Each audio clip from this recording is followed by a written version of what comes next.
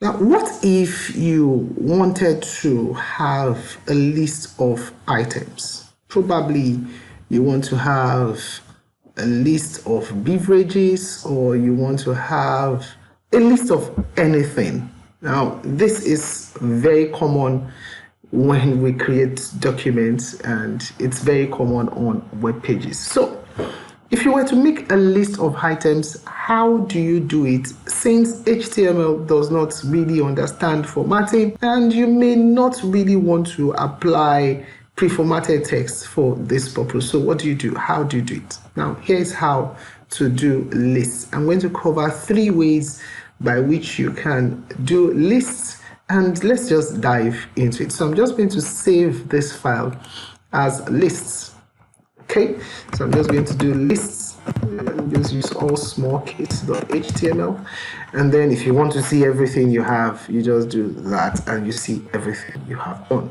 So I'm going to do a save, and then I'm going to open that up in the browser. List, just drag that and open it up in the browser, and I'm going to change the headline to title to lists. Just going to go lists so that it's visible, and then I'm just going to clear out everything in the body.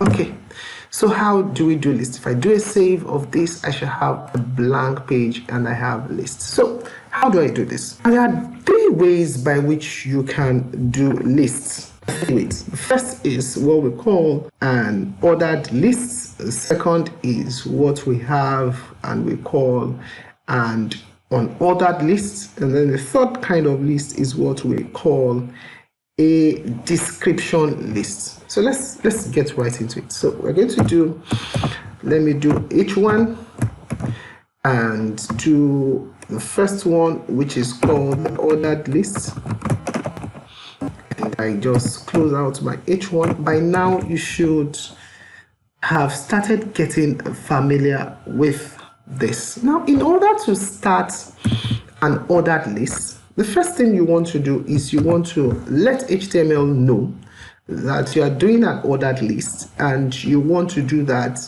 by giving the ordered list tag, and you do ordered list, OL, ordered lists, and you want to close out your ordered list so that HTML knows that, oh, this ordered list is ending here.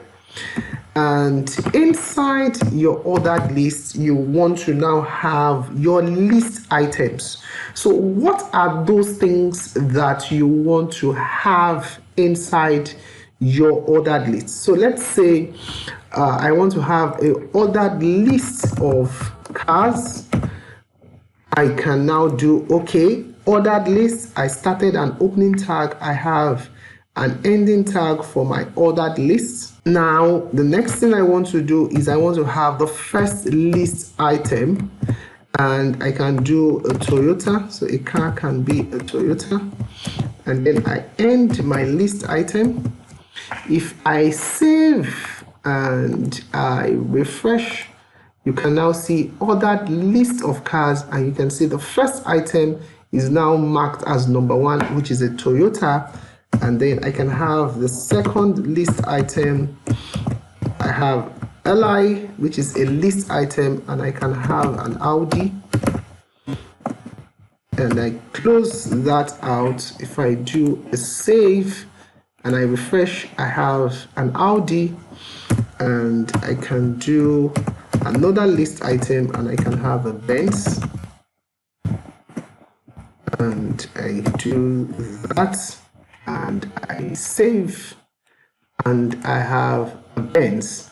So a list helps you have this kind of order to your document, but it is not every time that you want your lists to have numbers attached like this. Sometimes you just want it to be bulleted, and then for that, what you want to do is you want to create an unordered list.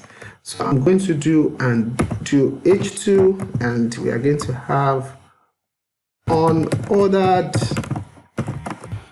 list of food, and I'm going to have, let me just make this h1 also, h1, I end that with h1, and then instead of having an ordered list, I'm going to do a UL, which stands for an unordered list. I'm going to close out that UL tag, and then I have my list item, which now goes foods. Okay, I have rice. I can do li. I have beans. Li. I have yam. Li.